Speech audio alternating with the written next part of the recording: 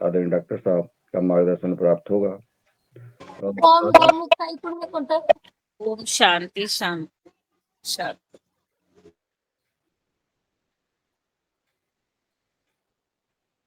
दूसरा सत्र शुरू करें? हाँ जी जी सर, जी सर, जी दूसरा सत्र शुरू।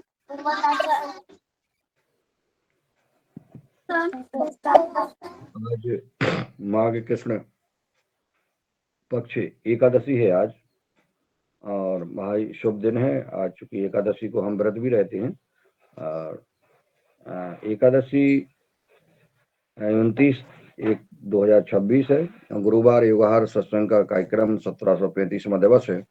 आज के युगाचार्य डॉक्टर रोशन लाल जी ने पहले सत्र में योग कराया। द्वितीय सत्र में आदरणीय डॉक्टर रोशन लाल रावत जी, जो जिला छिंदवाड़ा कृषि विज्ञान केंद्र के प्रधान हैं, वरिष्ठ वैज्ञानिक हैं, प्रमुख हैं, केवी के प्रमुख। और आज जो है युगहार कार्यक्रम में आपका मार्गदर्शन होता था। किसानों को जैविक खेती, प्राकृतिक खेती के लिए मार्गदर्शन के लिए हमने उम्मीद रखी थी। जो हमारे जब आप बालाघाट में थे तो हमारे बालाघाट की बहनें प्रीता साकरे, कल्पना खोटले बहन जी वगैरह, इन्होंने आपको इस युगहार कार्यक्रम में जोड़ा और आपने हम सबको कृषि के क्षेत्र में मार्गदर्शन दिया। मार्गदर्शन देते देते आप जो है योग करते करते और योगाचार्य बन गए, और एक कुशल मार्गदर्शक के साथ साथ आप कुशल योगाचार्य बने, योग शिक्षक बन गए। ये बड़ी ही उपलब्धता है। ये हमारे लिए, योगहार कार्यक्रम के लिए और समाज के लिए और किसानों के लिए आप एक प्रेरणा स्रोत हैं कि जब एक वैज्ञानिक जो है योग शिक्षक बन सकता है तो किसान क्यों योग शिक्षक नहीं बन सकता है? किसान योग शिक्षक बन सकता है, किसान वैज्ञानिक बन सकता है। और जब वैज्ञानिक योग शिक्षक बना है तो एक शिक्षक को भी वैज्ञानिक बनना चाहिए। आप आज का विषय है आपका समन्वित कृषि प्रणाली। जब आपकी आपकी धीरजता, सरलता, सहजता और कर्तव्यनिष्ठा और समर्पण भाव समाज के लिए, किसानों के लिए लगातार आप जो है मार्गदर्शन दे रहे हैं। आपके इस पुरुषार्थ को हम युगहार परिवार के माध्यम से आपको, इस परिवार की ओर से और सभी मध्य प्रदेश के किसान समिति के अध्यक्ष होने के नाते मैं आपको इस पुरुषार्थ को नमन करते हुए आमंत्रित करता हूं कि आप आएं और आज के विषय पर आप अपना मार्गदर्शन प्रदान करने का कष्ट करें। आदरणीय डॉक्टर RL रावत जी। ओम। मैं एक दूसरे से जुड़ने का प्रयास कर रहा हूँ। जी जी, जब जुड़ जाएं आप दूसरे से तो बता दीजिए। अभी आज कल हम जो है ग्राम टीकमगढ़ के ग्राम जसवंत नगर में मिस्टर BS किरार जी को, जो हमारे टीकमगढ़ के कृषि विज्ञान केंद्र के प्रमुख हैं, उनको लेकर गया था। और लगभग 200-250 किसान थे।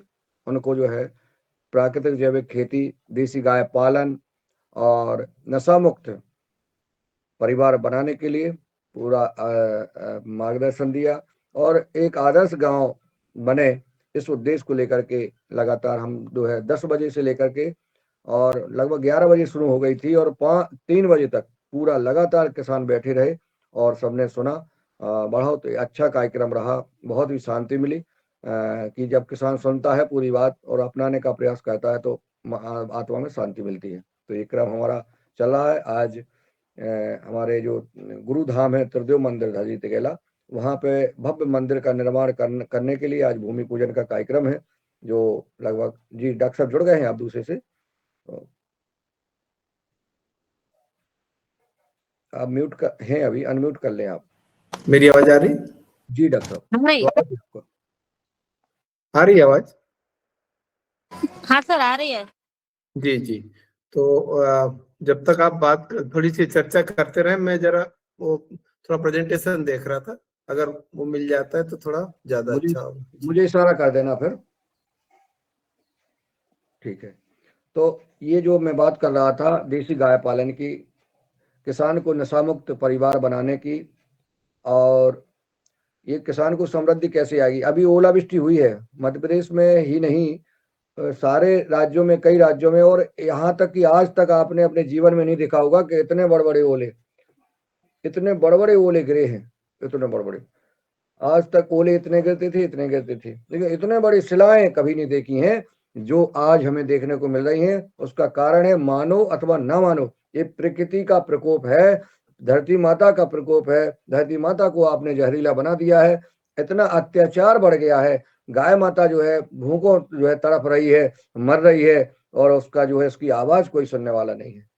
देखिए, ब्राह्मण, संत और गाय, ब्राह्मण वो है जो बिल्कुल निष्कपट होकर के सिर्फ जो है समाज के कल्याण के लिए कार्य करता है, हमेशा दुआएं करता है, वो ब्राह्मण है। गाय माता देख ही रहे हैं आप कि वो हमेशा आप माँ है, उसको कोई भी कुछ भी करते रहो, कभी उसने कभी किसी से शिकायत नहीं की है। इसलिए जैसे बोलते हैं ना, बिल्कुल ये तो गऊ आदमी है। गाय माता बहुत सरल सहज है, हमेशा उसको कितने ही नुकसान पहुंचा दो वो आपका कभी बुरा नहीं देखेगी। ऐसी गाय माता और संत, जहाँ जिनके दर्शन से भगवान ने कहा है, उसमें नवदा भक्ति में कहा है कि मुझ से अधिक संत कर लेखा, हमसे अधिक भी संतों को मानो। तो इनको अगर इनको सताया जाएगा तो ये देश, हमारा समाज, हम कभी सुखी नहीं रह सकते। इसलिए हमारा प्रार्थना है कि हम सुधरेंगे, युग सुधरेगा। पूज्य गुरुदेव श्री राम शर्मा जी गुरुदेव का जो नारा है, हम सुधरेंगे युग सुधरेगा। तो हमें सुधरना है, हमें अपना परिवर्तन लाना है, हमसे जितना अच्छा हो सके समाज के लिए कार्य करना है, करते रहें, कोई ना कोई प्रयास करते रहें। रिजल्ट कोई आएगा, रिजल्ट आप तुरंत नहीं दिखेगा आपको, लेकिन रिजल्ट जरूर आएगा, मुझे पूर्ण विश्वास है।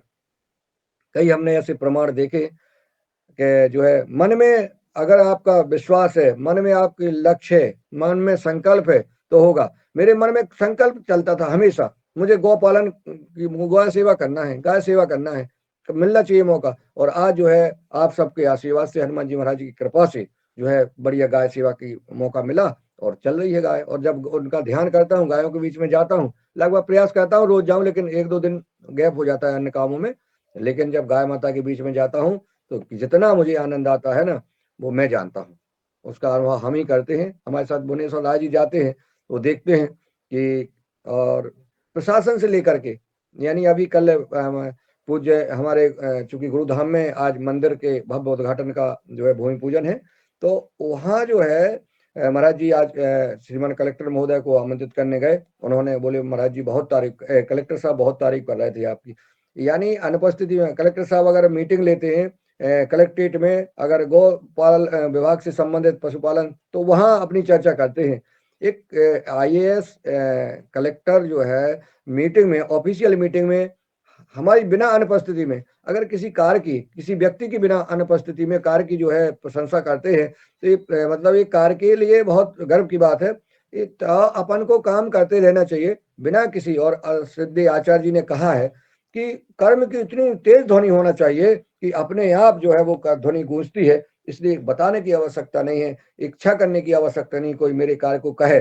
जैसे रंजना जी कार्य कर रही है युगाहर कार्यक्रम में, जरूरी नहीं है कि कोई कहे, ये सब लोग जानते हैं, सब जान रहे हैं कि कौन प्रसाद कर रहा है। जो लोग जुड़ रहे हैं परमानेंट और अप्रत्यक्ष रूप से भी सहयोग करते हैं, वो भी सबको पता होता है।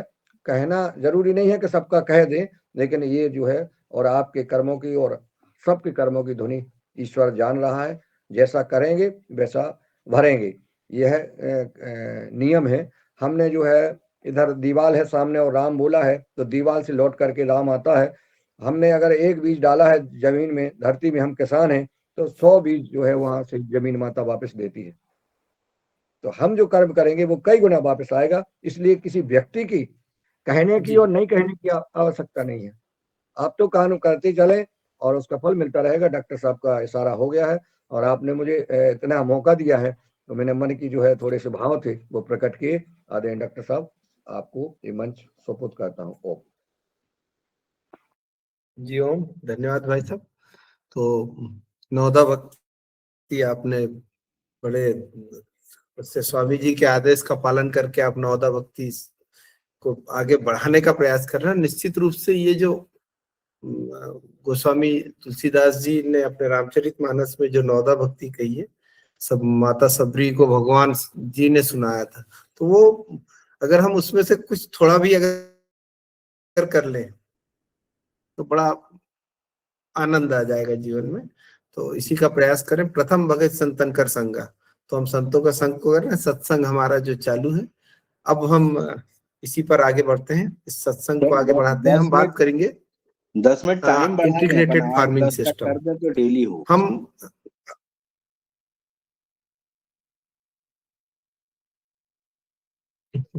10 मिनट इसका ठीक है ना, उस पर अलग टाइम से बढ़ चर्चा जाए तो कर लेंगे डेली भैया, है ना। डेली हो जाए सर। तो अभी अपन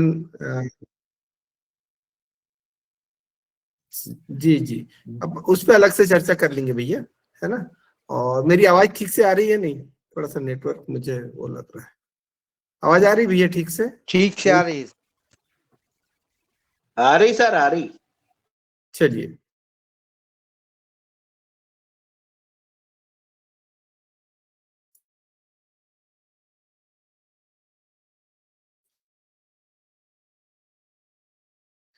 आवाज नहीं आ रही बिल्कुल। अच्छा, बोल नहीं रहे अरे थे। यार, अभी तो वो बोलेंगे, बोल रहे हैं।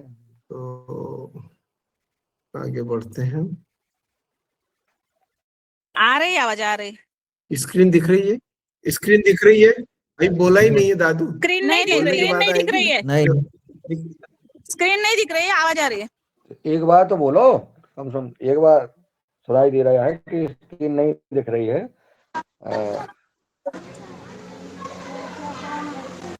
अब दिखेगी? अभी भी नहीं दिख रही है। अभी भी नहीं दिखी? नहीं नहीं नहीं, नहीं, अभी अभी भी नहीं दिख रही? नहीं नहीं, वो ऐसा तो नहीं है वो प्रेजेंटेशन जो है बंद हो, रंजना जी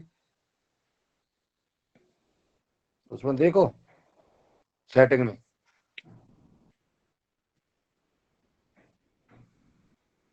एक मिनट अक्सर दिखवा रहे हैं, उसमें हो सकता है कि उसमें क्या है, सेटिंग में कर देते ना। स्क्रीन अभी भी नहीं नहीं दिख रही? नहीं नहीं, नहीं दिख रही बिल्कुल सर।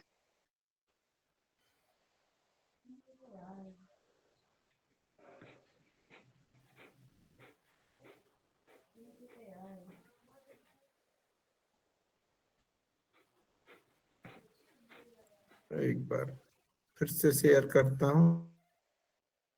उसको सेटिंग में देखा है रंजना जी? जी नहीं, अभी तो बंद दिख रहा है, प्रेजेंटेशन वाला बंद दिख। नहीं नहीं नहीं दिख अब नहीं रहा है। अभी चालू हुआ, अभी हुआ। हाँ, आशीर्वाद है तरह।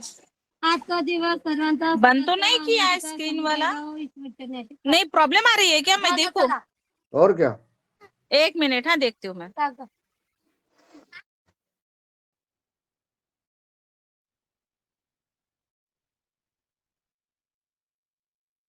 देखिए, आया कुछ?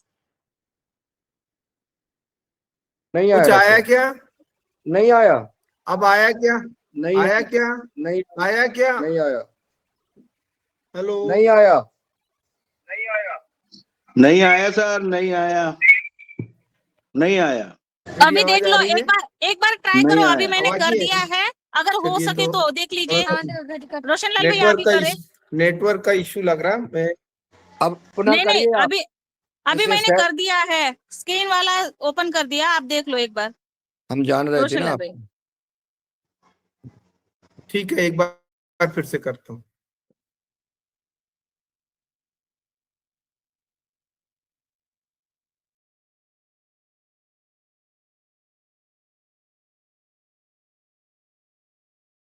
उद्या 7 वाजता आले. मी उद्या हो 7 वाजता. नाही 7 नाही, 6:30 6:30 नहीं, 18-12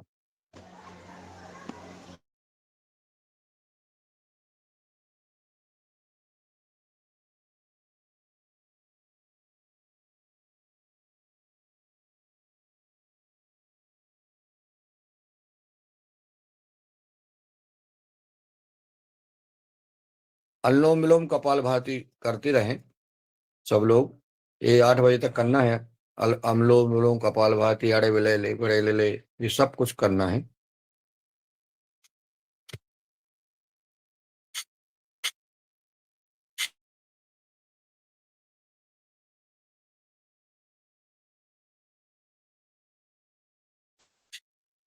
कपालभाति आधा घंटा, अनुलोम विलोम आधा घंटा।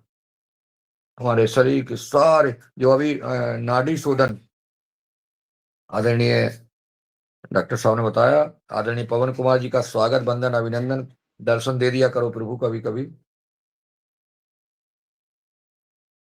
आपके बगैर दरबार सूना सूना लगता है।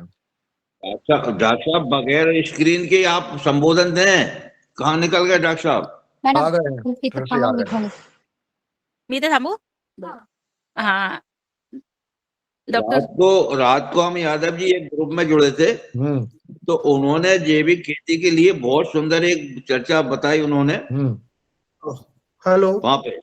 तो उन्होंने 1.5 लीटर हाँ जी गोमूत्र रोशन लाल में भैया, 2 जी आवाज आ रही है? चलो आ रही है कल कल बताना नारायण मीना जी, आपको कल जी, आ रही है सर आ रही ना? अब आवाज, देखिएगा, आ स्क्रीन रही आ आ रही रही। है? स्क्रीन का देखिए, स्क्रीन दिख रही? नहीं देख, हाँ दिख रही है, हाँ दिख रही है, बिल्कुल बिल्कुल। हेलो, हाँ आ रही है रोशन लाल भैया, आ रही है।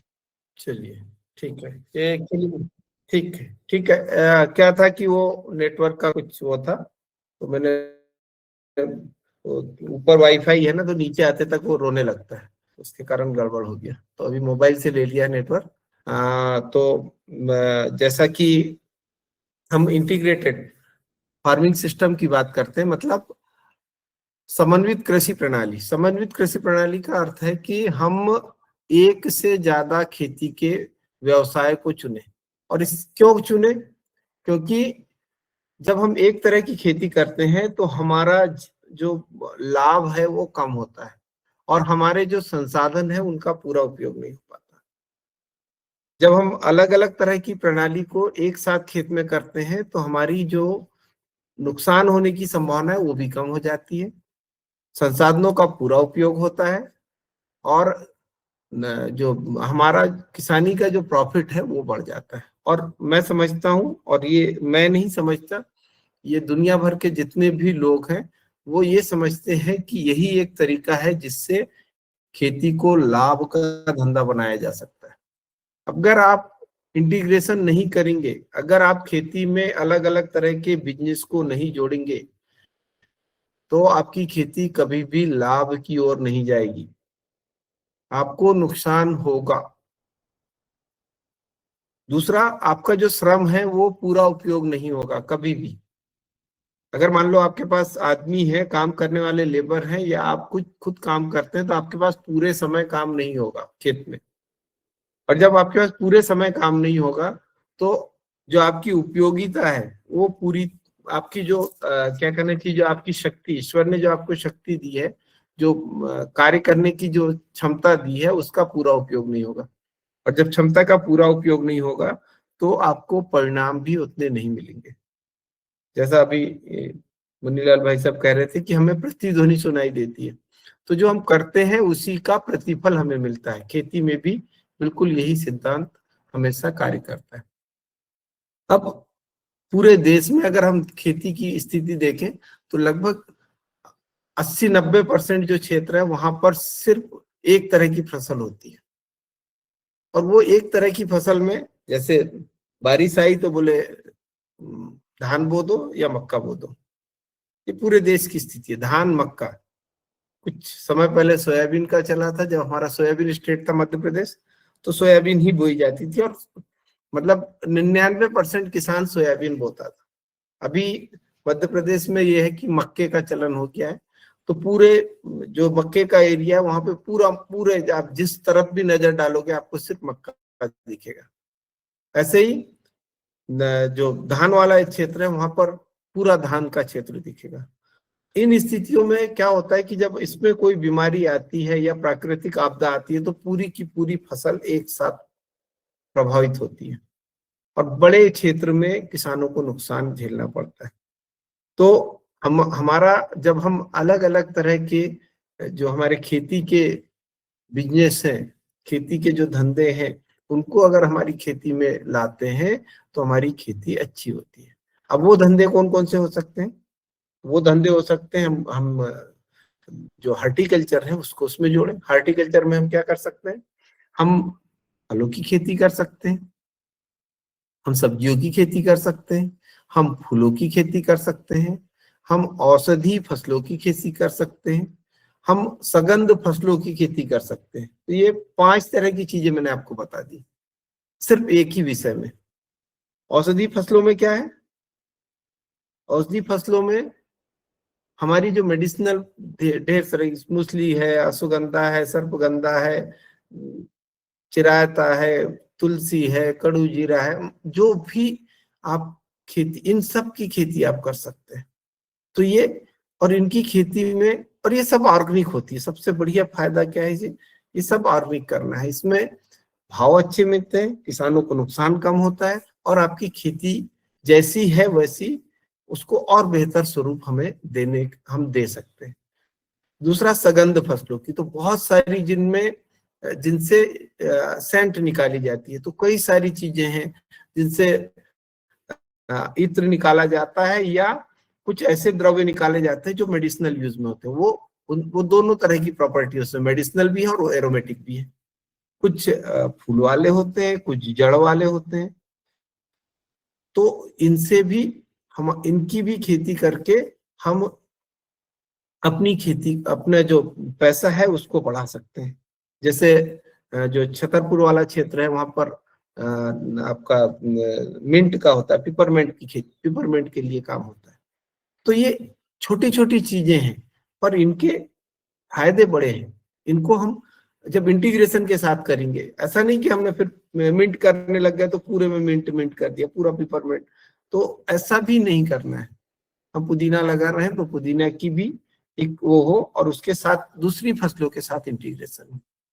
इसके अलावा फूलों की खेती, तो कई तरह के फूल हैं। अब तो जो नया युग आ गया है, फूलों में हम अलग अलग तरह के जो एक्सोटिक, जो बाहर जो फूल लगते हैं, उनको भी हम हमारे यहाँ उगा रहे हैं। तो पॉली हाउस में उगा रहे हैं कुछ लोग ओपन में उगा रहे हैं। तो इनसे भी फायदा है। दूसरा, इनसे फायदा क्या होता है, जैसे गेंदा है, गेंदे से क्या फायदा है, गेंदा दोनों तरह के काम करता है। एक तो आपका फूल से आपको इनकम होगी, दूसरा ट्रैप क्रॉप का काम करता है। जो कीड़े हैं पहले उसके फूल, पीले नारंगी फूल, कीड़े पहले उसके ऊपर बैठेंगे, वहां पे वो अंडे देंगे और वहीं पे उनकी इल्लियां पैदा, तो ज्यादा समय वहां पर जाएंगे, फसलों पर कम समय, तो उससे आपके मुख्य फसल के ऊपर इल्लियां कम होगी। तो इस तरह से जब हम बॉन्ड फसल लगाते हैं, इंटीग्रेशन करते हैं, तो हमारी जो जो हमारी उत्पादकता है वो बढ़ती है, हमारा श्रम का पूरा उपयोग होता है, और हमें आय भी ज्यादा मिलती है। और ये सब चीजों से कम समय में ज्यादा फायदा मिल जाता है। तो फूलों की खेती कर सकते हैं, उसके साथ सब्जियों की खेती कर सकते हैं। कई तरह की सब्जियों का जब हम मिश्रण करके करते हैं, जैसे अभी आकाश चौरसिया वहां पर कर रहे हैं सागर में। और ये ऐसा नहीं कि हमारे पुरातन से, हमारे जो सनातन से हमारे लोग इसको करते आ रहे हैं कि बेला चढ़ा दो लौकी की, कद्दू की, करेला की, इनकी बेला चढ़ा दो ऊपर, नीचे भटा, टमाटर, मिर्ची, इनको ले लो। तो इस तरह की चीजें पहले से चली आ रही है। जो नई फसलें हमारे क्षेत्र में आई है, उनको फिर हम उनके साथ ले रहे हैं। जैसे आपका गोभी है, अलग अलग तरह की गोभियां आ गई है, ब्रोकली आ गई है। हमने सिर्फ सफेद गोभी की बात करते थे, अब ब्रोकली आ गई, रेड कैबेज आ गई, रेड कॉलीफ्लावर आ गई, पर्पल कॉलीफ्लावर आ गई। अलग अलग तरह की जो फूल गोभी है वो आपको देखने को मिलेगी। और इन फूल गोभियों से आपकी जो आय है, क्योंकि जो कलर्ड वेजिटेबल, जो हमारी रंगीन सब्जियां हैं, इनका अलग विज्ञान है। और इनका विज्ञान ये है कि ये जो कलर्ड होती है, इनमें एक विशिष्ट तरह के जीन पाए जाते हैं, और ये जो जीन है, इनसे फ्लेविनाइड्स और जो एंटीऑक्सीडेंट होते हैं वो पैदा होते हैं। और जो एंटीऑक्सीडेंट है वो एंटी कैंसरस प्रॉपर्टी होती है। आपके शरीर में रोग प्रतिरोधक क्षमता को बढ़ाने वाली क्षमता इनमें होती है। तो जो अलग अलग तरह की कलर वाली जो चीजें हैं, वो अगर हम खाते हैं तो ये हमारे शरीर में रोगों से लड़ने की शक्ति को बढ़ाते हैं। तो हम इंटीग्रेशन में क्या क्या कर सकते हैं? हम सब्जियां लगा सकते हैं, हम फूल के पौधे लगा सकते हैं, हम औषधि पौधे लगा सकते हैं, हम सगंध वाले पौधे जो जड़ों वाली फसलें होती है उनको हम ले सकते हैं। और इसके अलावा बहुवर्षीय फलदार पौधे, इनको हम ले सकते हैं। और इन सबको एक साथ भी हम ले सकते हैं। हम फलदार पौधे भी ले रहे हैं, वहीं हम सगंध पौधे भी ले रहे हैं, वहीं हम फूल वाले पौधे भी ले रहे हैं, वहीं हम सब्जी वाले पौधे भी, सब्जी की खेती भी कर रहे हैं। तो एक साथ एक बगीचे में अगर हम ये पांचों तरह के उत्पादों को लेते हैं तो हमें लगातार खेत में रहने की आवश्यकता होगी। आप भाग नहीं सकते। और दो फायदे होंगे, एक तो आप खेत छोड़ के नहीं जाओगे, दूसरा आपका मन भी लगा रहेगा वहां, तीसरा आपका स्वास्थ्य भी अच्छा होगा। क्योंकि ये चीजें जो है इनके बीच में जब आप रहेंगे तो आपका स्वास्थ्य अच्छा होगा। चौथा ये है कि इनमें जो बीमारियां हैं, अगर अलग अलग तरह की चीजें आपने लगा रखी हैं तो कीड़े बीमारियां, क्योंकि हर जो फसल होती है उसका कोई विशिष्ट कीट होता है जो उसको सबसे ज्यादा नुकसान पहुंचाता है। जब वहां आपने अलग अलग तरह की चीजें कर दी तो वो विशिष्ट कीट को मौका नहीं मिलता, उतनी संख्या में बढ़ने का मौका नहीं मिलता, तो वो फसल को एकदम से नुकसान नहीं पहुंचाता। और अगर मान लो नुकसान हो भी गया तो कोई एक फसल को नुकसान होगा, बाकी फसल आपकी रहेगी। तो ये इंटीग्रेशन का एक पार्ट हुआ, पहला पार्ट कि हमने समन्वित कृषि प्रणाली में उद्यानिकी फसलों को जोड़ दिया। अब उद्यानिकी को जोड़ दिया और ये बहुत आवश्यक है खेती में उद्यानिकी को जोड़ना। दूसरा इंटीग्रेशन, हमने जो हमारी फसल ले रहे थे, हम धान, मक्का, ज्वार, गेहूं, चना, ज्वार, बाजरा ये ले रहे थे, इसके साथ हमने उद्यानिकी फसलों को जोड़ दिया। अगला हमको इसमें जोड़ना है पशुपालन। और ये कहा जाता है, और ये सच यथार्थ भी है, सत्य भी है, कि बिना पशुपालन के खेती संभव नहीं है। अगर हम पशु नहीं रखेंगे तो हमारी खेती बिल्कुल नहीं हो सकती। गाय माता, हम उसको हमारी गौ माता से जोड़ते हैं, क्योंकि गौ माता की जो उसकी जो महिमा है वो एक विशिष्ट है। इन सब में हमारी जो गाय है उसकी जो महत्ता है वो विशिष्ट है। तो हम खेती के साथ अगर गौपालन करते हैं, पशुपालन की बात करते हैं, तो पशुपालन में भी फिर हम आगे जाते हैं। पशुपालन में हम क्या कर सकते हैं? पहला हमारा जो है वो डेयरी, मतलब गाय भैंस हम पालें। गाय भैंस, हमारी जमीन कितनी है उसके हिसाब से हम निर्धारित करते हैं कि कितनी गाय पालना चाहिए। कम से कम 4 गाय अगर आप पाल रहे हैं, 4 गाय पाल रहे हैं, तो 4 गाय के लिए आपके पास 1 एकड़ जमीन होना चाहिए। 1 एकड़ जमीन का आप नियोजन इस तरह से करें कि उसमें आप कुछ फलदार पौधे लगा दें, कुछ सब्जियों की खेती कर दें, कुछ उसमें आपके औषधि पौधे लगा दें। उसी 1 एकड़ में थोड़ा थोड़ा करके आप वो करें, और उसी में कम से कम आधा एकड़ में आपको उन गायों के लिए चारे की व्यवस्था करनी है। पूरे देश में ये देखा गया है कि गाय तो सब पाल लेते हैं, पर कोई भी चारे की व्यवस्था नहीं करता है। हमारी सबसे बड़ी समस्या है, हम गाय को क्या खिलाते हैं? क्या खिलाते हैं भैया सुनीलाल भाई साहब? भूसा चूनी, चारा, भूसा भूसा भूसा और कड़वी। आधे जो महाराष्ट्र वाला एरिया है, इधर ज्वार की कड़वी खिलाई जाती है, जो बाकी एरिया वहाँ मक्के की कड़वी खिलाई जाती है, और बाकी पूरे देश में जहाँ धान होती है वहाँ पैरा खिलाया जाता है, और जो बाकी देश है वहाँ भूसा खिलाया जाता पशुआहार है, खली है, चूनी है, चोकर है। ये तो जो बातें दूध में आ देती है, जाती ये तो दूध देती है उनको खिलाते हो भाई साहब, बाकी को नहीं खिलाता कोई।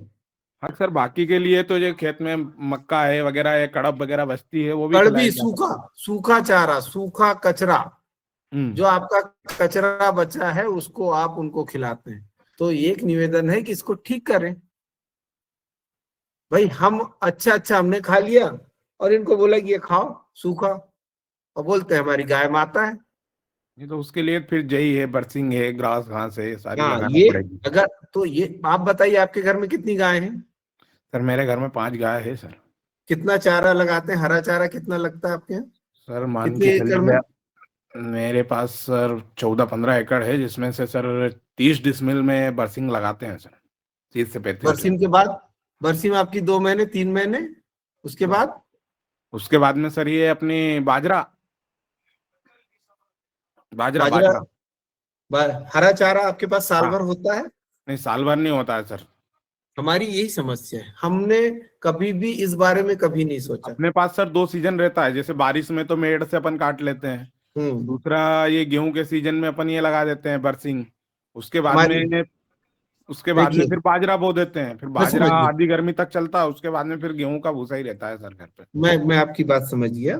जी अब देखिए हमारी समस्या क्या है, हम जो मेड़ का कचरा खिलाते हैं, मेड़ का जो चारा खिलाते हैं, वो भी हम जट्ठर वाला खिलाते हैं। मतलब शुरू के दिनों में जो मेड़ का चारा होता है वो आपका जुलाई तक, अगस्त तक में, बीच वाले अगस्त तक ये चारे हरा चारा रहता है, और जी उस बराबर। चारा होने लगता है कड़ा, उसमें बनने लगते हैं बीज।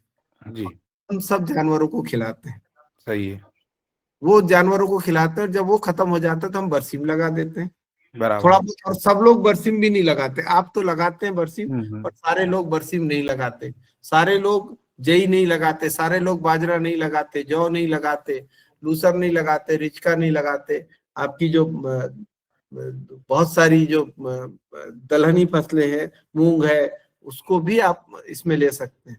इसके अलावा नेपियर आता है, हाइब्रिड नेपियर आता है। जी जी नेपियर आता है ना, बराबर। नेपियर में हाइब्रिड नेपियर आता है, अब आ गया सुपर नेपियर। इसको आप थोड़े से एरिया में लगाए तो एक बार लगाएंगे तो आप 5 से 6 साल तक के लिए आप इसको आप लगातार कटिंग कर सकते हैं। बराबर सही है। तो ये हम अगर जानवरों के लिए चारे की व्यवस्था साल भर करते हैं, कभी भी जानवरों को चारा जिसमें बीज बन गए हो ऐसा चारा नहीं खिलाना चाहिए।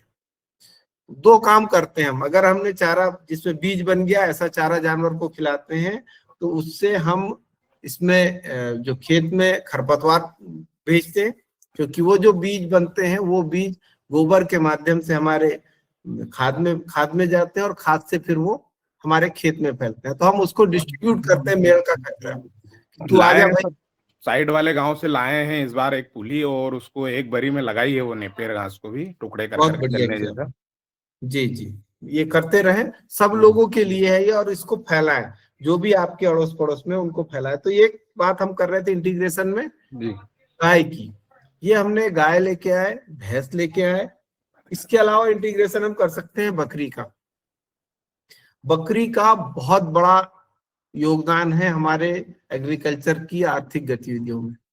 अगर हम बकरी पालते हैं, अगर हमने एक बकरी पाली तो एक बकरी सामान्यतः 2 से 3 बच्चे देती है, और ये 6-6 महीने में बच्चे देती है। तो ये अगर हमारी बकरी, अगर हमने 1 बकरी 2 बकरी अगर हमने पाल ली, तो छोटे किसान भी अगर हमारे हैं या बड़े किसान भी है तो उनको लगातार आपको काम मिलेगा। दूसरा, इसके चारे के लिए हम मेड़ों पर कुछ ऐसे पौधे लगा सकते हैं, ग्लिसरीडिया है या दूसरी पत्ती वाले सुबबूल है, इस तरह के पौधे जिनमें खूब पत्तियां होती हैं, और इनकी पत्तियों को काट काट के हम जानवरों को खिलाएं, तो ये साल भर आपको पैसा मिलेगा। और एक अगर आपका बकरा बिकता है तो उसकी कीमत होती है 30,000 से 50,000 तक, और ये 6 महीने में आपका तैयार हो जाता है। जमुनापारी अगर है तो वो आपका और फास्ट होता है। तो हम अगर इसके साथ में अगर बकरी पालन भी करते हैं तो बकरी पालन भी एक बहुत बढ़िया व्यवसाय है। और दूसरा, बकरी का दूध, अगर आपके पास अगर अच्छी बकरी है, डुअल पर्पस की या दूध देने वाली बकरी है, तो उसका दूध भी आप पैक करके, पैक्ड, जैसे बीच में कोरोना के समय बकरी का दूध 200 रुपए लीटर तक बिक गया। तो हमारे पास, अगर हम इसको पैक करके बोलें कि ये बकरी का दूध हमारे पास है और इसको हम बेचना चाहते हैं, तो आपको अमेजन पे जिस तरह से आप पैकिंग में अगर आप करके बेचेंगे तो ये आपका 100 रुपए का 200 ग्राम तक बिक सकता है। तो आज की दुनिया में मार्केटिंग करना आना चाहिए। अगर हमने चीजों की अच्छे से मार्केटिंग कर ली तो हमारा जो ये इंटीग्रेशन का है, जो मतलब ये चीजें हैं, वो हमारी रेट अच्छे मिल जाएंगे। तो वो तो हम नेक्स्ट जनरेशन की बात कर रहे हैं। जब हम अगले उस पे चले जाते हैं, जो उत्पाद हो रहा है उसको हम सेकेंडरी एग्रीकल्चर, मतलब उसकी प्रोसेसिंग करते हैं। पर अगर हम वैसे ही रॉ बेचने की बात करें तो हम उनके बच्चों को बेचकर भी हम 1 एकड़ में कम से कम 2 बकरी रख सकते हैं। और 2 बकरी, 1 एकड़ वाला किसान भी 2 बकरी रख के साल भर में 50 से 60 हजार रुपए सिर्फ बकरी से कमा सकता है। उसके अलावा, ये बकरी की बात हुई, उसके अलावा खेती में क्या रख सकता है किसान भाई हमारा? पशुपालन में चूजे रख सकता है, मुर्गियां, देसी मुर्गियां, कड़कनाथ है, और भी बहुत सारी मुर्गियां हैं। अभी जो हमारे जवाहरलाल नेहरू कृषि विश्वविद्यालय पहले था, नानाजी देशमुख वेटनरी यूनिवर्सिटी हो गया, तो वहां पर नानाजी देशमुख जो पशुपालन विश्वविद्यालय है, वहां से जो निकली हुई है नर्मदा निधि और कृष्णा जे, तो ये जो मुर्गियों की नस्ल है ये 200 से 300 अंडे प्रति वर्ष देती है। अगर मान लो हमने 5 मुर्गियां पाल ली और मान लो उसने 150 अंडे भी अगर दिए, तो साल भर में 5 मुर्गियों के हिसाब से 750 अंडे हो जाते हैं।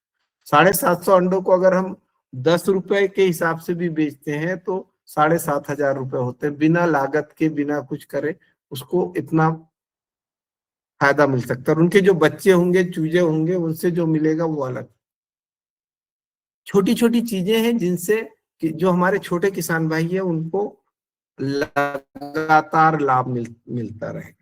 तो ये जो छोटे छोटे बिजनेस करने के जो तरीके हैं, उनमें अगर हम हमारे किसान भाइयों, डॉक्टर साहब एक छोटा सा मेरा मतलब आपसे सजेशन पूछना था कि अपन अगर डॉक्टर साहब जैसे मूसली बिक रही है 1,000 रुपए किलो, है ना, तो अपन इसको अगर 20 बाई 20 की जगह में करके देखें और आप लोगों की सपोर्ट मिलेगी तो हम उत्पादन भी कर पाएंगे।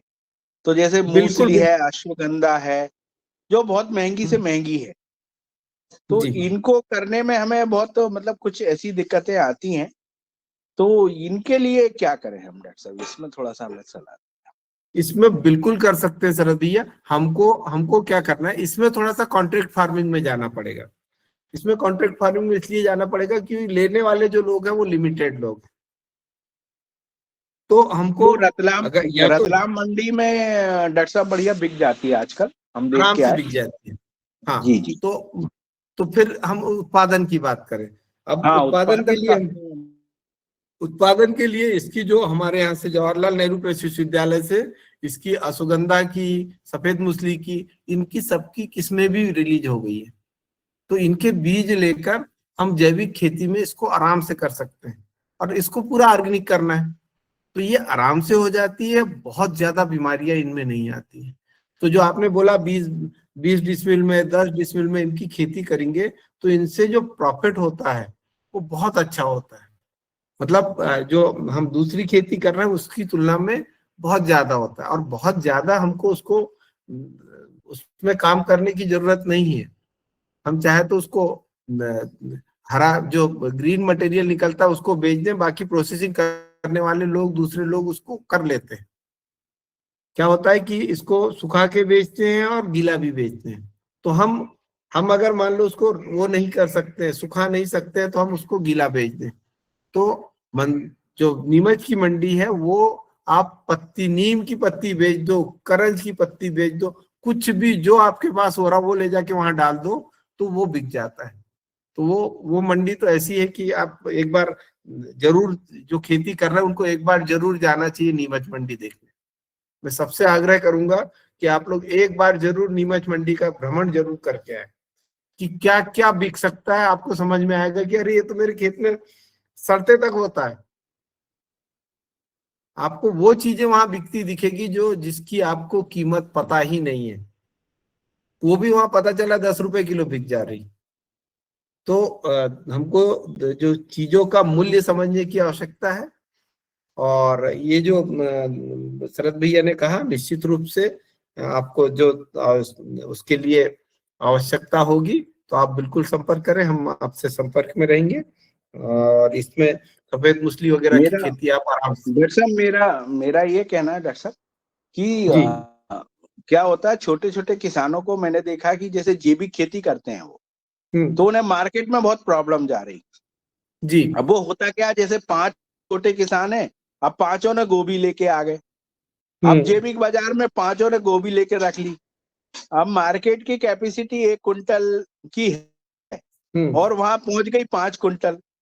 तो वो छोटे किसान की क्या हुई, जैविक तो निकाली लेकिन वो मार्केट में जो बिक रहा उससे भी सस्ती बिक गई वो।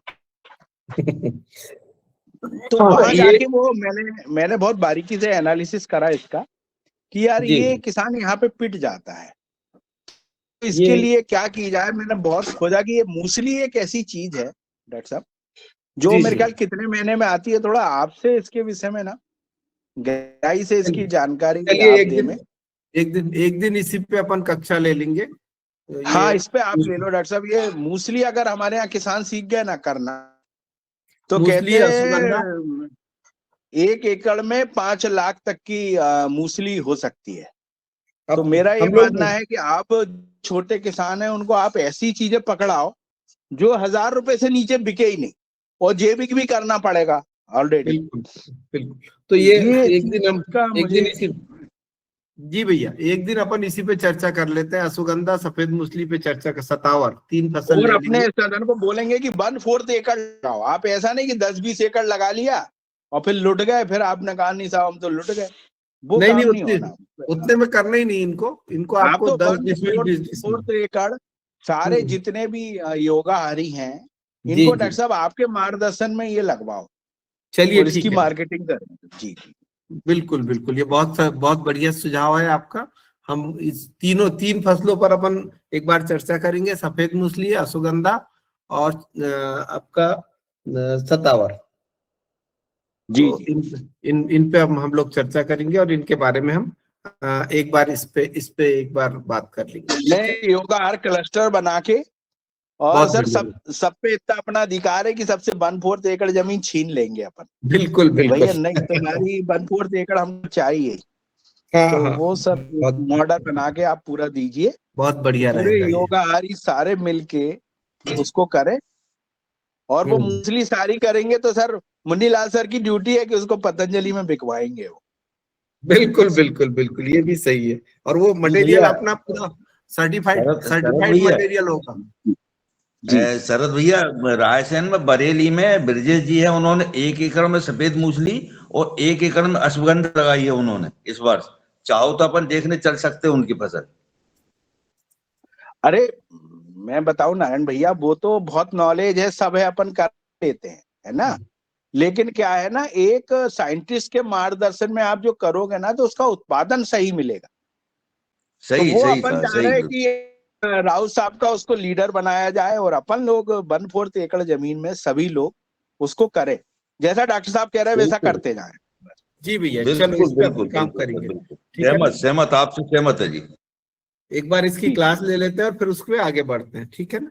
तो अभी हम बात कर रहे थे क्या क्या हम डाल सकते हैं हमारी खेती में इंटीग्रेशन में। समय कितना हो गया, थोड़ा समय बताएंगे। मेरी स्क्रीन पे दिख नहीं रहा है अभी 7:52 हो रहे हैं, 7:52 हुआ सर। अच्छा, तो 7:52 हो गया, मतलब हम काफी आगे बढ़ गए। मैं थोड़ा जल्दी से इसको आगे ले जाता हूँ। हम इसमें इंटीग्रेशन में और क्या कर सकते हैं। तो इंटीग्रेशन में अभी हमने बात की थी पशुपालन में बकरियों की और मुर्गियों की। मुर्गियों में भी मुर्गियों की अलग अलग तरह की नस्लें हैं जिनको हम इनको भी हम हमारे किसान भाई पाल सकते हैं। और ये एक्चुअली में क्या है, वैरायटी बहुत है किसानों की। ऐसा नहीं कि सब एक तरह के किसान हैं, छोटे किसान भी बहुत हैं। उन लोगों के लिए ये छोटे छोटे व्यवसाय संजीवनी का काम करते हैं। इसके अलावा एक जैपनीज क्विल होता है, जो हम उसको क्या बोलते हैं, इसको जो लावा होता था ना अपने यहाँ छोटा, जो भागता था, उसको जैपनीज क्विल बोलते हैं। उसके भी खरगोश खरगोश हाँ खरगोश खरगोश नहीं भैया, खरगोश नहीं, जो उड़ने वाला होता है ना, छोटा छोटा जो जमीन पे भागता है, तीतर, तीतर तीतर बटेर, हाँ बटेर तीतर तीतर बटेर। हाँ, तो जैपनीज क्वील होता है, जैपनीज बटेर जो होती है, उसको आप पाल सकते हैं, उसके भी बहुत बढ़िया चांस है। और इसमें ये जो तीतर बटेर होता है, इसके मतलब औषधि उसमें भी बहुत है। जैसे आपका जो लकवा वगैरह की जिसको समस्या होती है, उसके लिए बड़ा वो माना जाता है। तो पुराने जो वैद्य लोग थे वो इसका उपयोग कराते थे कि बोले इसको खिला दो। तो और इसकी खेती बहुत बड़े क्षेत्र में होती है, मतलब और ये 2 महीने में, मतलब 40 से 45 दिन में तैयार हो जाता है। ये करीब 300-400 ग्राम का हो जाता है और वो मार्केट में बिक जाता है। कीमत अच्छी मिल जाती है, बहुत ज्यादा लागत नहीं लगती, बहुत ज्यादा ये खाता नहीं। तो ये भी, इसकी भी खेती हम कर सकते हैं। खरगोश की भी रैबिट फार्मिंग भी होती है, उसको भी हम कर सकते हैं। इसके अलावा जो कुछ कुछ हमारे जो दूसरे समूह के भाई हैं जिनको जो उसमें कर सकते हैं, तो अभी पिग फार्मिंग बहुत बड़ा व्यवसाय हो गया। एक हमारे यहाँ एक मिलिट्री से लौट के आया एक बंदा, वो था तो अच्छे उसका समाज का, पर उसने बोले कि ठीक है मैं पिग फार्मिंग करूंगा, और वो आज लाखों रुपए कमा रहा पिग फार्मिंग से। तो जो बाहर की जो नस्लें हैं उनको पाल के वो बहुत बड़ा बिजनेस कर रहा है इसका, पिग का। तो ये एक इंटीग्रेशन हुआ कि हम एनिमल को हमारी खेती में जोड़कर, और इनसे जो बाय प्रोडक्ट निकलते हैं, इनका जो एक्सक्रीटा निकलता है, मल मूत्र जो निकलता है, वो हमारी खेती के लिए वरदान है। तो ये तो एक इंटीग्रेशन हुआ। अब आते हैं फिशरीज में। मछली पालन के अलावा मछली के साथ साथ हम जो झींगा है उसका पालन भी कर सकते हैं। बालाघाट में काफी कुछ जगह लोगों ने झींगा की खेती भी की है। मछली पालन के साथ झींगा की खेती की जा सकती है, और उसमें 2 फायदे होते हैं। एक तो हम पानी स्टोर करके रखते हैं, क्योंकि मछली आप पालोगे तो पानी मतलब आपको तालाब बनाना पड़ेगा। तो जो खेत तालाब योजना है, ये एक मछली पालन आपको आकर्षित करता है कि आप अपना पानी अपने खेत में रखें। हमारे प्रधानमंत्री जी ने कहा था, मेरे खेत का पानी मेरे खेत में। मतलब हम अगर अपने खेत का पानी अपने खेत में रखते हैं तो हमारा जो उत्पादकता है वो बढ़ जाती है। अभी हम पूरी तरह से क्या अंडरग्राउंड स्रोत पर आधारित है, और ये जो के अंदर के जो स्रोत हैं वो कुछ दिन बाद खत्म हो जाएंगे। हमारे डैम में सिल्टेशन हो रहा है, हमारे ज्यादा कई में 50% तक वो सिल्ट से भर गए, जो मिट्टी बह के आती है उनसे भर चुके हैं। तो और जो बन रहे हैं वो भी धीरे धीरे भरते जाएंगे। तो क्या होगा आगे? तो हमें कहीं ना कहीं इस तरह की व्यवस्था करनी पड़ेगी कि हम अपने खेतों में पानी इकट्ठा करें, और उससे हम अपनी फसल भी ले और साथ में मुर्गी पालन भी कर ले। मुर्गी पालन के साथ डकरीज होती है, जो हमारी बतख होती है, उनको पाल सकते हैं। इसके अलावा अजोला होता है, छोटे छोटे टाके बना के अजोला किया जा सकता है। एक स्पाइरुलिना करके होता है। स्पाइरुलिना एक तरह का जैसे आपका एजोला होता है उसी तरह का होता है, पर ये मेडिसिनल इसकी वैल्यू है। ये 1000 रुपए किलो तक बिकता है, और उससे भी ज्यादा बिकता है, 2000 रुपए बिकता है। थोड़ा सा करने मतलब उसके लिए प्रशिक्षण की आवश्यकता होती है, लेकिन इसकी खेती भी की जा सकती है। तो ये हमने मुर्गी की बात की, बकरी की बात की। इसके अलावा हम सेरिकल्चर कर सकते हैं, रेशम कीट पालन। बहुत सारे जो आपका होशंगाबाद का जो जो आपका वो वाला जो एरिया है, कौन सा उधर क्या बोलते हैं आपका, बनखेड़ी वाला गाँव का बनखेड़ी नाम वाला भूल रहा हूँ, बनखेड़ी केसला बनखेड़ी वाला, और ये केसला ब्लॉक है सर, केसला वाला जो एरिया, उसमें बढ़िया होता है सेरिकल्चर। तो इसको आप इसके सहतूत के पौधे लगाने हैं आपको,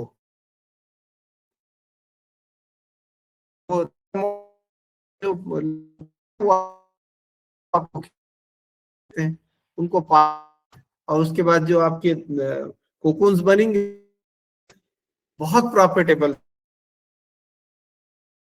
धंधा है और इसके रेट बहुत हैं। ये तो मलबेरी का हुआ। कुछ टसर होता है जो हमारे जंगल में जो होता है, उसको जंगल में जो होता है, जो कोकून बनता है, उसको हम वो टसर सिल्क कहलाता है। उसके रेट बहुत ज्यादा है। जो बोलते हैं ना कि का जो सिल्क वो माचिस की डिब्बी से निकल जाती थी साड़ी, तो वो जो क्वालिटी, वो जो पैसा होता था, मतलब एक एक साड़ी आपकी 1-1 लाख की बिक जाए। तो इस तरह के बिजनेस भी हम कर सकते हैं कि हम सिल्क प्रोडक्शन की बात कर सकते हैं, हम उसकी रेशम कीट पालन कर सकते हैं। तो हमारे पास बिजनेस के जो आइडिया है उसकी कमी नहीं है, खेती में कमी कर रहा। तो और ये सब चीजें जो इनके बायो प्रोडक्ट हैं वो आपको रिटर्न में देके जाते हैं खेती के लिए। जैसे हम मुर्गी पालन कर रहे हैं तो उसको गोबर वरदान है, उनका गौमूत्र वरदान है, इनके साथ दही वो मिल रहा, वो एडिशन। अगर हम एक फसल लेते हैं और उसके अलावा हम अलग अलग तरह की फसलें खेती में करते हैं, तो दोनों में बहुत अंतर है खेती करने के तौर तरीके में।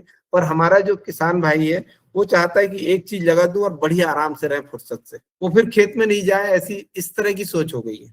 तो इसके कारण हमारी खेती अच्छी नहीं है।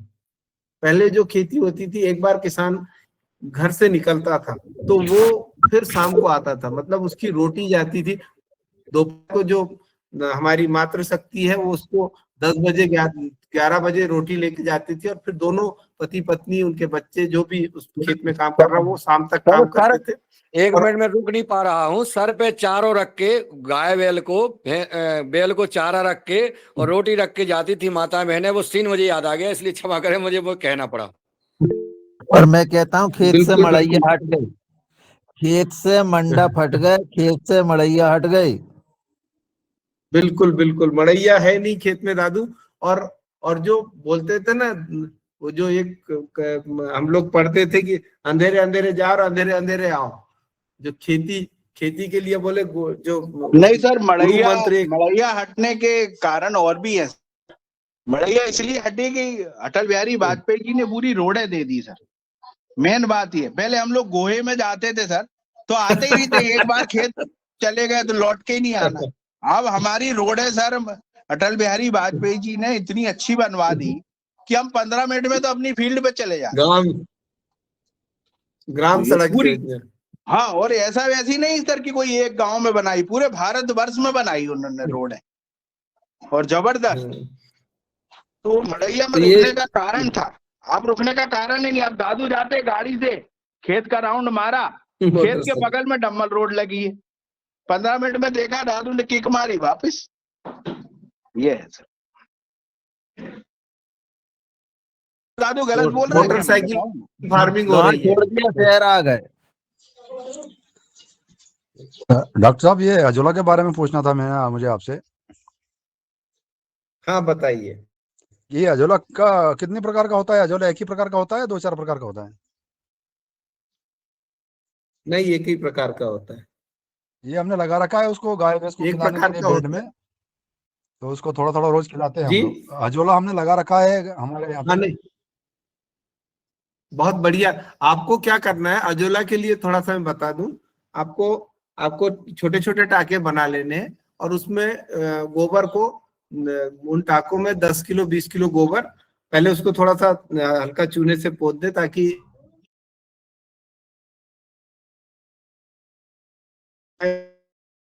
उसमें, और फिर उसके बाद पानी भर दें, और पानी भर के उसमें आपका गोबर को डाल दें, और उसके बाद इसको अजोला को डाल दें उसमें। और बीच बीच में आपको थोड़ा बहुत गोबर को और मिलाते रहना पड़ेगा। जब भी आप 5 किलो 10-10 किलो वो डालते जाएं, तो वो आपकी ग्रोथ बहुत बढ़िया आती है, मतलब जो निकलियां आपको दिखाई देगी, मतलब हैवी दिखेगी। और अगर खाना नहीं रहेगा उसमें, तो वो जो पत्तियां हैं वो आपकी जो उनका मोटाई है कम होगी। तो अच्छी मोटी मोटी पत्तियां आप थोड़े से में आपका 1-2 किलो निकल जाएगा, मतलब 1 फीट बाई 1 फीट में आपको 1 किलो निकाल सकते हैं, ऐसे आ जाती है। तो उस तरह से आप करिए इसको, और ये 1-1 पाव हर दिन अगर आप जानवर को देते हैं तो प्रोटीन की जो रिक्वायरमेंट है उसको बढ़िया पूरी करता है। तो इसको डॉक्टर साहब हमने क्या कर जरूर रखा आप जहां भी मेरे गौ गाँव पालन कर रहे हैं तो वहां एजोला जरूर करिए। मेरे गांव में मैंने कम से कम 10-15 किसानों को लगवाया है, अभी वो पॉलीथीन वाला बेड बनाया है। तो उसमें हमारे सामने ये समस्या आ रही कि बहुत बढ़िया। जहाँ ताजा गोबर डाला था ना, उस किसान के उस अजोला ने ग्रोथ नहीं किया, और जहाँ हमने ये अपना केचुआ वाला खाद, वर्मी कंपोस्ट वाला खाद डाला, या फिर वो गोबर गैस की सैलरी डाली, उन किसानों को बहुत अच्छी अच्छी ग्रोथ करा उन्होंने। बिल्कुल सही। देखिए, ताजा गोबर जो होता है उससे न्यूट्रिएंट रिलीज नहीं हो पाते हैं, तो हम खेत में भी ताजा गोबर नहीं डालते कभी। डालते हैं क्या? डालते हैं। हमारी खेती में हम हमेशा भाई न्यूट्रिएंट चाहिए ना, वो भी स्मॉल प्लांट है, वो जो एजोला है एक तरह का पौधा है, और वो उसमें जो न्यूट्रिएंट होगा आपके गोबर में वो उसमें घुल जाएगा पानी में, और उससे वो पानी से वो लेता है। तो अगर हमारा न्यूट्रिएंट नहीं होगा तो वो बिल्कुल नहीं आएगी ग्रोथ। तो ताजा गोबर नहीं डालें, जो सड़ी खाद है वो डालें, गोबर की खाद। गोबर डालने का मतलब गोबर की खाद डालना है, गोबर नहीं डालना है। तो ये हो सकता है मैंने गोबर बोल दिया हो, तो गोबर की खाद डालना है। वर्मी कंपोस्ट डाल रहे हैं तो नेचुरली उसके रिजल्ट अच्छे आएंगे। तो ये आपका काम करता है जी। तो ये हम जो इंटीग्रेशन की बात कर रहे थे, तो निश्चित रूप से जब भी हम जी दादू समय हो देखिए, गया। ये कुछ फोटोग्राफ नहीं अभी यादव जी अभी कैमरे लगेंगे, फोटो देख लीजिए कुछ। ये कुछ किसान हैं जो अलग अलग तरह की फसलें लगा रहे हैं। इनकी जो इकोनॉमिक्स एक बार मैंने पहले भी बताया था, तो अलग अलग तरह की फसलें लगा के अपनी खेती में इंटीग्रेशन कर रहे हैं। मतलब एक तरह की फसल नहीं लगानी है आपको, ये खेती में आप जब अलग अलग तरह की चीजें लगाएंगे तो आपको उत्पादन अच्छा मिलेगा। ये एक मॉडल है, जैसे ये एक मॉडल मैंने पहले भी शायद इस पे चर्चा की थी। तो ये 1 हेक्टेयर का मॉडल है, 2.5 एकड़ का। इसमें अलग अलग तरह की चीजें हम लगा सकते हैं, और ये कितने हेक्टेयर में कितना लगाना चाहिए, कितना 2 गाय हैं तो कितना होना चाहिए, कम से कम 10, जो ये इसके हिसाब से आपका 0.1 हेक्टेयर अगर 2 गाय हैं तो आपका चारे की फसल होनी चाहिए। और अलग अलग तरह की चारे की फसलें भी यहाँ पे हमने दी है। फल क्या लगा सकते हैं, क्या क्या चीजें लगा सकते हैं, उन सब चीजों के बारे में हम इस पे चर्चा कर सकते हैं। तो मैं आप लोगों के प्रश्न और कुछ हो तो आप प्रश्न कर सकते हैं, नहीं तो फिर हम सत्र को यहीं समापन करते हैं। अच्छा सर, निवेदन यह है कि हमारा फरवरी माह शुरू हो रहा है, और आपका जो शरद भैया का जो विचार है उसको क्रियान्वयन करने के लिए योजना बनाए और उस पर काम करें, और हम अपने ग्रुप से किसानों को छांटेंगे जिस तरह से कि भाई कौन कौन ये काम करेंगे, तो निश्चित रूप से इसमें सफलता हमें मिलेगी और हम कुछ बता सकते हैं, जैसे कि हमने राव साहब आप उसके लीडर बनेंगे और आपके मार्गदर्शन में करेंगे हम, और हम पूरे योगाहारी आपको 1/4 एकड़ जगह देने को तैयार है। आप बीज का चुनाव करें, आप पूरी कार्यशाला हमसे कराएं, हम डेली उसकी फोटो डालेंगे कि हम 1/4 एकड़ में क्या कर रहे हैं, और वो हमें करना है। क्योंकि आप देखिए बाहर मूसली जो है आज विदेश से बुलाई जा रही, डॉक्टर साहब, इतना बाजार में कमी है। तो हमारी इच्छा है कि हम वो 1000 रुपए वाली किलो, अगर जैविक में जाना ही है ना डॉक्टर साहब, तो हम मूसली में क्यों नहीं जाए। हम 10 लोग एक सी फसल पैदा कर लेते हैं, गोभी, और फिर पता चला हम बाजार में हम 10 लड़ रहे हैं आपस में, भैया हमारी तो बिकी नहीं रही। तो अपन मूसली पे एक दिन ना भैया मूसली पे चर्चा कर लेते हैं। पहले मैं मूसली पे पूरी बात बता देता हूँ, और फिर क्योंकि आपका हार्टिकल्चर है, हमें पता चल गया है सर कि आप हार्टिकल्चर में स्पेशलिस्ट हैं, इसलिए अब हमें आपकी सेवाओं की सख्त जरूरत है। और हम समझ रहे थे कि हमें अभी तक पता ही नहीं था, वे तो सारे विभाग के स्पेशलिस्ट लग रहे थे। आज पता पड़ा कि हार्टिकल्चर भी है, योग भी है, आज पता पड़ा। नहीं मुन्नीलाल हमने तो सर, दो, आपको भी 1/4 एकड़ जगह देना है, आप भी नहीं बचोगे, आपको भी करना है 1/4 एकड़ में। और जिस तरह से आदरणीय संतोष सर हमारे साथ जुड़े हुए हैं, आप भी जुड़े हैं, बस वो आगे बढ़ना है। जी बिल्कुल बिल्कुल। और बिल्कुल बकायदा दादी, आप सर आप वर्कशॉप लो बकायदा, वहाँ पे आप हम किसानों को बुलाओ, जो फीस है वो फीस वहाँ की देंगे, हमें बढ़िया कोई- ट्रेनिंग करवाओ, कोई हम फीस फ्री नहीं है। आपके केवीके में आके ट्रेनिंग भी लेंगे। मूसली आप वहाँ पे लगाओ सर 1/4 एकड़ में। चलो ठीक है ना, इस और पे करते हैं काम, है ना। जी जी तो जी सर। हाँ, इस पे काम करते हैं, मुस्लिम पे अपन काम शुरू करते हैं और इसको आगे बढ़ाते हैं, ठीक है। बहुत सुंदर। जी तो सर। अगली वर्ष एक अभी कक्षा क्या अपन इसकी होगा? ले लेते हैं। सदन में सभी की सहमति है तो किसी को कोई प्रॉब्लम हो तो बता मैं। मैं थोड़ा सा बोल रहा हूँ नहीं भैया, कन्हैया बहुत भाई ही जब सुंदर। रोटी लगाई ना। जी जी नारायण जी बोले। अरे बहुत सुंदर दादू, बहुत सुंदर। डॉक्टर साहब का मार्गदर्शन मिलेगा, बहुत आगे बढ़ेंगे। और मेरा तो ये कहना था, जैसे संतोष सर प्रति हफ्ते जुड़ते हैं, तो राउत सर भी प्रति हफ्ते एक दिन दें सदन के लिए, और प्रति हफ्ते और जैविक खेती इसी पर चर्चा हो।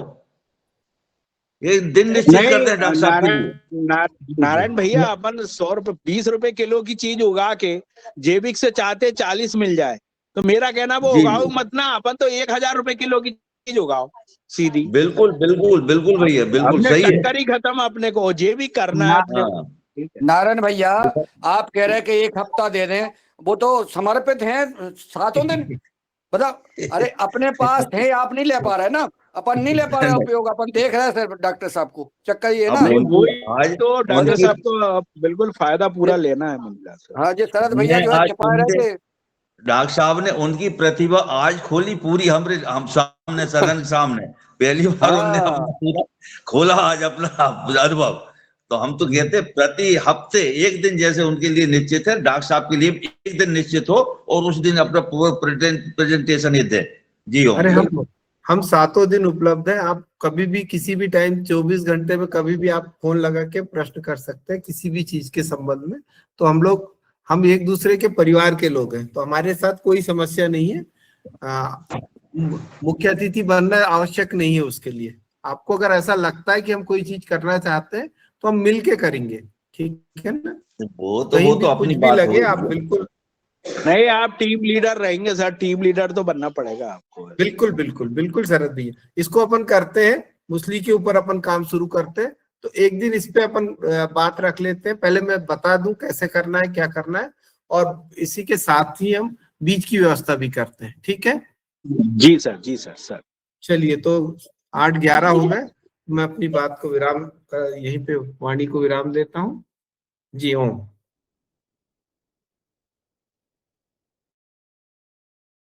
बहुत बहुत शाबाश आदरणीय डॉक्टर साहब। और जैसा किसानों को जो दिशा आपने दी है आज, और उसका रिजल्ट देख रहे हैं आप, हर व्यक्ति के चेहरे पे कुछ आशान्वित जो है भाव आए हैं कि हम आपके नेतृत्व में निश्चित हम मूसली की खेती करेंगे, और उससे जो है किसान का निश्चित आय बढ़ेगी। जैसा शरद भैया ने कहा, नाना भैया ने, हम सब ने, मेहरा जी ने, तो एक जो है अब हम जो है सीधा प्रैक्टिकल पे उतरेंगे। इस पे आप विचार करके कल जो है पधारें, और इसकी शुरुआत कैसे करना है, क्योंकि इसको ठंडा नहीं होने देना है। अब है लोहा गर्म है तो पीटते रहो इसको। तो एक जब तक जो है इसका योजना बनाते हैं, और हमारा सदन से निवेदन है कि जिन जिन को आदरणीय डॉक्टर साहब के मार्गदर्शन में ये मूसली की खेती करना चाहते हैं वो उपस्थित रहें और अपनी अपने कल विचार दें, और इस पर शुरू से चर्चा होगी। और अब जब तक जो है इसका वो नहीं हो जाता तब तक लगातार चर्चा होती रहेगी। एक एक बिंदु पर हम चर्चा करें तो निश्चित इसका रिजल्ट आएगा। बहुत बहुत शादिवाद, बहुत बहुत धन्यवाद आदरणीय आज के हमारे युवाचार एवं मुख्य वक्ता के रूप में मार्गदर्शक आदरणीय डॉक्टर राउत जी का, और उपस्थित सदन का बहुत बहुत शादिवाद, बहुत बहुत प्रणाम। ओम।